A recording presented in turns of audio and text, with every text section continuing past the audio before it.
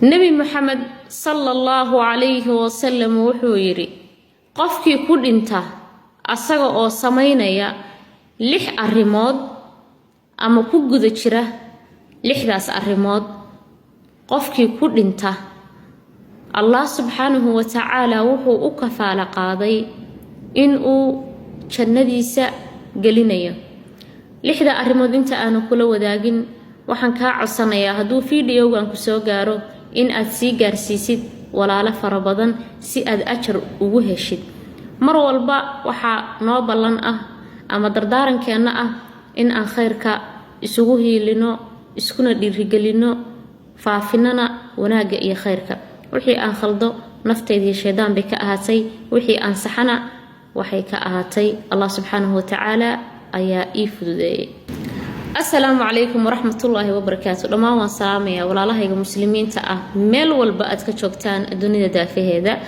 naftayda iyo naftiina waxaan u dardaarmayaa cabsida Allah subhanahu wa ta'ala ilaahay waxaan ka baryeynaa soonka salaada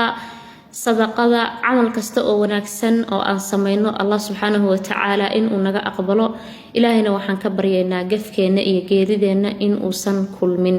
insha Allah ta'ala walaalayaal nabi maxamed sallallahu alayhi wasallam wuxuu yiri khisaanun sittun ma min muslimin yamutu fi wahidatin minhunna illa kana daminan ala Allah an yudkhilahu aljannah qofkii ku dhinta asagoo sameynaya 6 arimood ama ku guda jira Allah subhanahu wa ta'ala wuxuu gelinayaa jannada 6da arimood ayaan mid u istaagi doonaa fasiri doona insha Allah ta'ala ilaahayna waxaan ka rajaynaynaa in uu nagaliyo jannadiisa gafkeena iyo geerideena uu sakulmin 6da arimood oo nabi maxamed sallallahu alayhi wasallam oo yiri waxa lagu galayaa jannada qofkii ku dhinta asagoo sameynaya midda koobaad waxay tahay midda koobaad waxa weeye rajulun kharaja mujahidan fa imata fi wajhihi kana daminan ala Allah nin baxay isagoo ilaahay dariiqiisa ku jihaadaya oo dariiqa yaani diinta islaamka ku dagaalamaya diinta ilaahay u dagaalamaya ayuu baxay inta uu dariiqa ku sii jiray ayuu dhintay ilaahay wuxuu u damaanad qaaday in uu jannada galayo yaani qof diinta islaamka u dagaalamaya inta uu dagaalkii dariiqii ku guda jiray iyo niyadii ayaa waxa u timid geeridii ama waqtigiisii ayaa dhamaaday asaga oo xaaladaas ku sugan hadii uu dhinto ilaahay wuxuu u balan qaaday jannada midda labaad rajulun tabi'a janaza fa in mata fi wajhihi kana daminan ala Allah ruux janaasa raacay janaasa walaalkiis ayuu raacay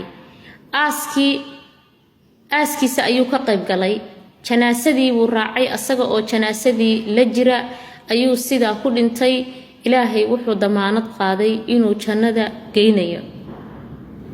midda saddexaad waxa kamid ah rajulun aada mariidan fa in mata fi wajhihi kana daminan ala Allah ruux muslim ah oo walaalkiis oo muslim ah booqday ama guriga ku booqdo ama isbitaalka ku booqdo ruuxaas oo ah ruux xanuunsan oo xanuun dareemaya dariiqii uu sii hayay iyo booqashadii uu ku maqnaa ayuu ku geeriyooday ilaahay ayaa damaanad qaaday inuu jannada gelinayo waana khaatimo wanaagsan midka afaraad rajulun tawadda'a fa ahsin wudu thumma kharaja ila almasjid lis-salat fa in mata fi wajhihi kana daminan ala Allah ruux weysaystay weysadana hagaajiyay masaajidkana u baxay salaadna u socda maadaama salaadu u socday uu niyadiisu ahayd inuu masaajidka aado oo soo tukado hadii ay geerida u timaado haduu ku dhinto sidaas qasadkiisa Allah subhanahu wa ta'ala wuxuu u balan qaaday janno waa ruux weesaystay weesadiina hagaajiyay kadibna masjidka u baxay inuu salaad ku soo tukado maadaama salaadu u socday kadibna geeridii ayaa u timid oo sidaas ayuu ku dhintay asagoo xaaladaas iyo khaatimada wanaagsan ku jira Allah subhanahu wa ta'ala wuxuu u balan qaaday janno midka shanaad waxa kamid ah rajulun ata imaman la ya'tihi illa liyu'azzirah wa yuwaqqirah fa in mata fi wajhihi dhalika kana daminan 'ala Allah ruux u yimid nin madax ah oo ilaahay diinkiisa dadka ku hogaaminaya qayrka iyo diinta ku xukumaya ninkaas madaxda ah ninka u imaanaya uguma imaanayo inuu xoolo ka rabo uguma imaanayo inuu jaga ka rabo uguma imaanayo ama uguma tagayo inuu adduunyo ka rabo laakiin wuxuu rabaa inuu ku garab istaago qayrku hayo una hiiliyo hadduu sidaa ku dhinto asagoo xaaladaas ku sugan oo ninka madaxda ah qofkaas uu ugu tagay inaysan ahayn jago iyo adduunyo iyo xoolo ee uu ugu tagay khayrka iyo wanaaga uu ku xukumayo dadka muslimiinta ah inuu ku garab siiyo oo ugu hiiliyo oo ilaahay dartiis ula shaqeeyo Allah subhanahu wa ta'ala qofkaas wuxuu u damaanad qaaday hadii ay yaqiintiisii iyo geeridii u timaado janno ayuu Allah subhanahu wa ta'ala u balan qaaday waxa kamid ah rajulun fi baytihi la yaqtabu almuslimiin ruux gurigiisa iska jooga ruuxaas oo muslim ah ruuxaas oo aan muslimiinta kale walaalihiisa aan xamanayn carabka aan ku xamanayn naftiisana aan u soo jiidin caro iyo wax lagu eedeeyo iyo dhibaato ruuxaas oo gurigiisa isku eg carabkiisa ilaashaday xubnihiisa ilaashaday naftiisa ilaashaday sharka dadka ka cararay sharkiisana dadka ka ilaaliyay asagu sharkiisii ayuu dadka ka ilaaliyay oo dadka ma dulmin ma dhibaatayn xiqdi iyo xumaan iyo xasad iyo xan iyo dhibaato iyo boob iyo dhac kumuu samayn asagana laguma samayno gurigiisii ayuu joogay oo ku asturnaaday xaaladaas asaga oo ku jira qof muslim ah oo muslimiinta kale ammaan geliyay naftooda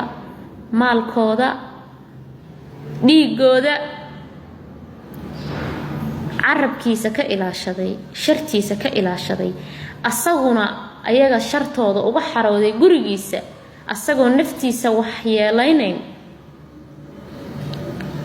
oo xaaladaas asaga uu ku sugan qofkaasi yaqiintii iyo geeridii u timaado Allah subhanahu wa ta'ala wuxuu u balan qaaday in uu janno gelinayo maalinta qiyaame muhiimadu iyo xadiiska macnihiisu nabi maxamed sallallahu alayhi wa sallam uu noo dardaarmay noona sheegay waxay tahay macnaha xadiisku waxa weeye qayrka iyo wanaaga iyo daacada ruuxii camalkiisa ay ugu dambayso asagoo ku sugan daacadaas iyo wanaagaasna uu dhinto Allah subhanahu wa ta'ala wuxuu geynayaa janno haddaba lixdaas arrimood oo qofkii ku dhinta asagoo sameynaya uu janno galayo oo Allah subhanahu wa ta'ala u balan qaaday janno nabi maxamed sallallahu alayhi wa sallamna noo sheegay noona dardaarmay haddaba aan ku dadaalno in aan ka faa'iideysano aan ku dadaalno inaan wanaaga iyo khayrka isku garab siino ilaahay waxaan ka baryaynaa inuu janno nageeyo ilaahay waxaan ka baryaynaa inuu kitaabka naga siiyo gacanta midig maalinta aysan maal